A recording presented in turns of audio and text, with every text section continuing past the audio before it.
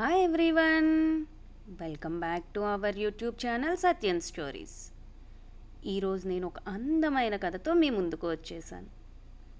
అదే కుందేలు మరియు తాబేలు కథ. అనగనగా ఒక అందమైన అడవి. ఆ అడవిలో చాలా రకాల జంతువులు స్నేహంగా కలిసిమెలిసి జీవించేవి.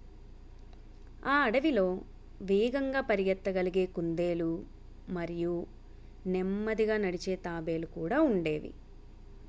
అయితే ఒకరోజు కుందేలు తన వేగాన్ని పొగుడుకుంటూ ఇతర జంతువుల ముందు అహంకారంగా మాట్లాడింది.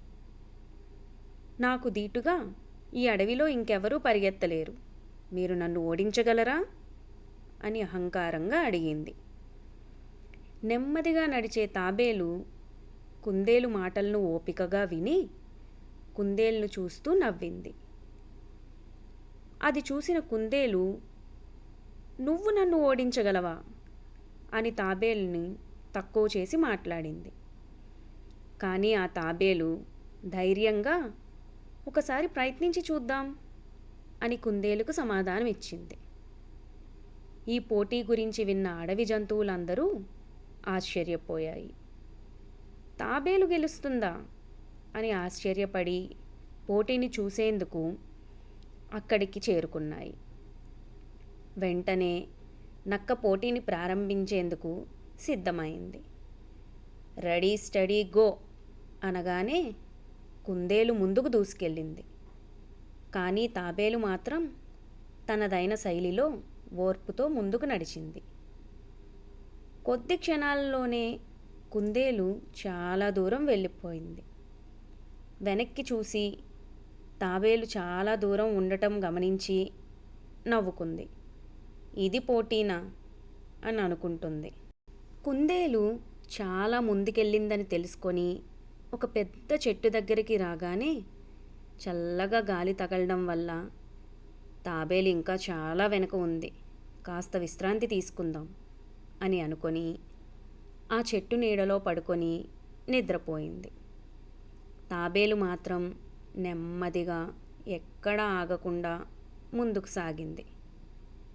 అడవిలోని జంతువులంతా తాబేలుని చూసి ఆశ్చర్యంగా ఉండిపోయాయి. కుందేలు నిద్రలో ఉండటం చూసి తాబేలు నిశ్శబ్దంగా ముందుకు సాగిపోయింది. కుందేలు మాత్రం ఇంకా గురకలు తీస్తూ నిద్రపోతోంది. చివరికి తాబేలు పోటీ ముగిసే చివరి గీత దగ్గరకు చేరుకుంది.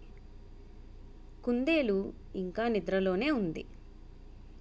మెల్లగా మేల్కొని, ఇప్పటికీ తాబేలు చాలా వెనకే ఉంటుందిలే అని అనుకుంది. కానీ తాబేలు చివరి గీత దగ్గర ఉందని తెలుసుకొని వెంటనే ఉలిక్కిపడింది. కుందేలు పరుగు పరుగున చివరి గీత వైపు దూసుకెళ్ళింది. కానీ అప్పటికే తాబేలు చివరి గీతను దాటి గెలిచింది. అడవి మొత్తం సంబరాలు చేసుకుంది. అహంకారం కాకుండా ఓర్పుతో ముందుకు సాగితే విజయం ఖాయం అని జంతువులందరూ నేర్చుకున్నారు. కుందేలు తాబేలును చూసి, నిజమే, ఓర్పుతో కష్టపడి పనిచేసేవారు తప్పకుండా గెలుస్తారు అని అంగీకరించింది. ఈ కథ నీతి ఏమిటంటే, అహంకారం మానుకోవాలి, పట్టుదల ఓర్పు ఉంటే విజయాన్ని సాధించవచ్చు.